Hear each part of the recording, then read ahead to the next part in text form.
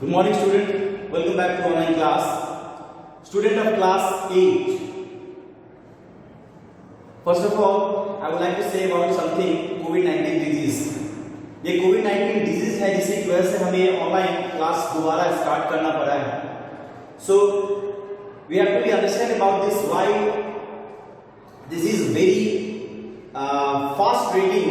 This is spreading. क्यों ये इतने फास्ट रेटिंग से जो है स्प्रेड करता जा रहा है? बिकॉज हमारे पास अवेयरनेस की कमी है, इसलिए हमें जरूरी है खुद को अवेयरनेस करने के लिए. चलिए आगे हम लोग देखते हैं chapter number 13 forms of untouchability. Now we are going to start forms of untouchability and our first topic is roots of untouchability. First of all we have to understand about untouchable. Who are untouchable? Student, we have already studied about that a particular section of a society which were margin from our society, and they have to suffer many types of a problem on that time, like drinking water and foods and going to a public places. So they facing many types of problem.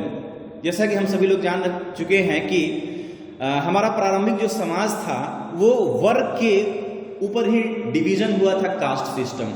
यानी कि जो जैसा work करता था वो उसी के cast के अकॉर्डिंग जो है वह डिवाइड किया गया था. यानी कि वर्ग के अकॉर्डिंग कास्ट का डिवीजन हुआ था.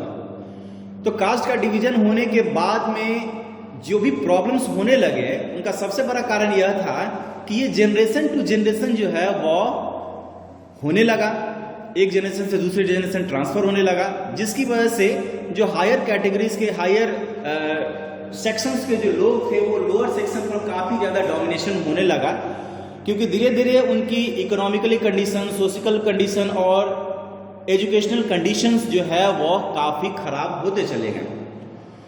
तो समाज में एक ऐसे सेक्शन का उदय हुआ जो कि अनटचेबल के नाम से जाना जाने लगा. और शुरू से हम लोग जान रहे हैं कि जो शूद्राज है वो बेसिकली अनटचेबल के नाम से जो है वो जाने जाते हैं या अनटचेबल से वो कंसीडर किए जाते हैं.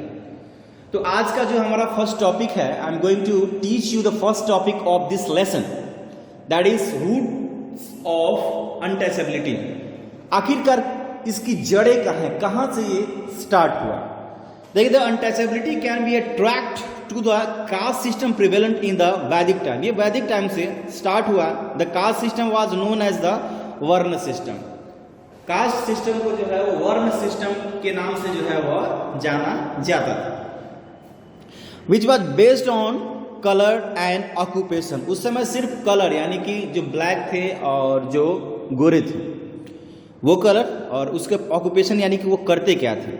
The society then divided into four varnas, that was ब्राह्मण, क्षत्रिय, वैश्याज एंड शूद्राज. देखिए, ब्राह्मण वेयर एट द टॉप, यानी कि सबसे ऊपर में हायर कैटेगरी से लोग जो है वो माने जाते थे Brahmin. The Kshatriya were the warriors who defend and rule the kingdom. यानी कि जो राजा महाराजा थे वो क्षत्रिय माने जाते थे, और क्षत्रियों का काम क्या करना था? ओवर रूल करना, यानी कि शासन करना ही उनका काम था. Now Vaishyas, who worked as a craftsman, farmer, merchants and traders. इनका वैश्यास का ये काम था. The Sudras occupied the lowest running in the social hierarchy, and they were a manual worker who served the first three sections and did physically labor, and they were forced to live on the outskirts of villages and where the forbidden entry any temples, use public wells and tanks. जो तीनों sections होते थे जो शूद्राज से ऊपर होते थे वो क्या थे? ब्राह्मण थे, क्षत्रिय थे और वैश्य थे. ये तीनों लोगों का जो वर्क है वह एक ही सेक्शन का लोग करता था, that was called the Shudras. तो शूद्राज जो है वो काफी डाउनवर्ड्स होने लग गए, और डाउनवर्ड्स होने के कारण बहुत सारा जो है वो प्रॉब्लम को फेस करना भी पड़ा, क्योंकि सोसाइटी में इनकी स्थिति इतनी ज्यादा दयनीय थी कि ये अपना आवाज भी नहीं उठा सकते थे. कोई भी तरह के प्रॉब्लम्स होते थे यहाँ तक कि अगर if there is a resources of a water, उनको स्टॉप कर दिया जाता था. They have fully avoided by the higher category of people, वो पूर्णतः रोक दिए जाते थे। और वो कोई दूसरा जो है रिसोर्सेज जो गांव से दूर हुआ करता था उनके लिए वो लोग सोचते थे और उनके पास जो है वो जाते थे, वहीं से जो है वो पानी जो है वो लाते थे। तो ये तो हुआ हमारा अनटचेबिलिटी। और आज देखिए अनटचेबल्स के लिए बहुत सारे जो है हमने हमारे गवर्नमेंट ने बहुत सारे प्रोग्राम भी बनाए हुए हैं, क्योंकि इनके उत्थान की जरूरत इसलिए हुई क्योंकि आज़ादी में इन लोगों ने भी काफ़ी हमारी मदद किया। और साथ में ही अगर हमें सोसाइटी में अगर हेल्दी कंपटीशन रखना है, अगर सोसाइटी का डेवलपमेंट हम लोग चाहते हैं तो हमें हेल्दी कंपटीशन रखना पड़ेगा। तो इनके उत्थान के लिए हमारे जो गवर्नमेंट है, हमारे गवर्नमेंट ने बहुत सारे स्कीम्स जो है वो रखे हैं, बहुत सारे ऐसी पॉलिसीज हैं जो उसके बेसिस पर ये सभी लोग वर्क करते हैं और उसके फायदे इनको डायरेक्टली मिलते हैं। Now the second topic is what is scavengers. देखिए manual scavengers means the manual removal to the human except from the dry toilets and manual scavengers are considered to the most oppressed section in India.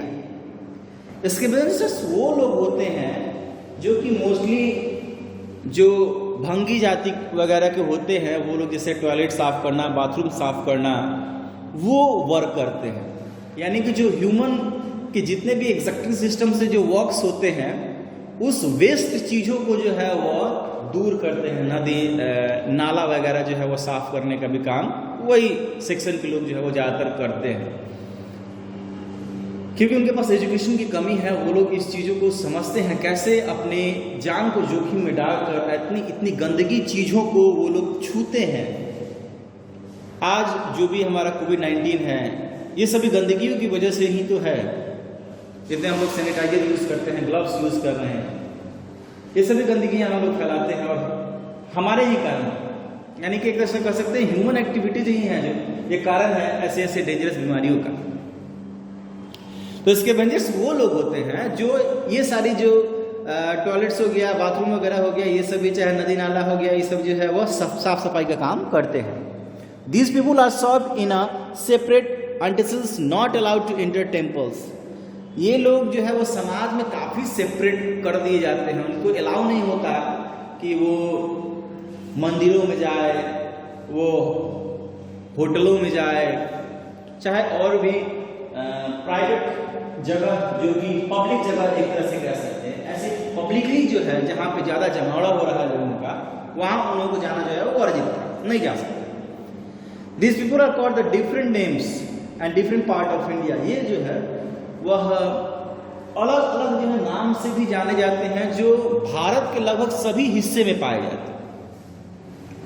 उनमें से कुछ लोग हमारा इस प्रकार हैं जो कि भारत के निम्न हिस्सों में जो है वह रहते हैं।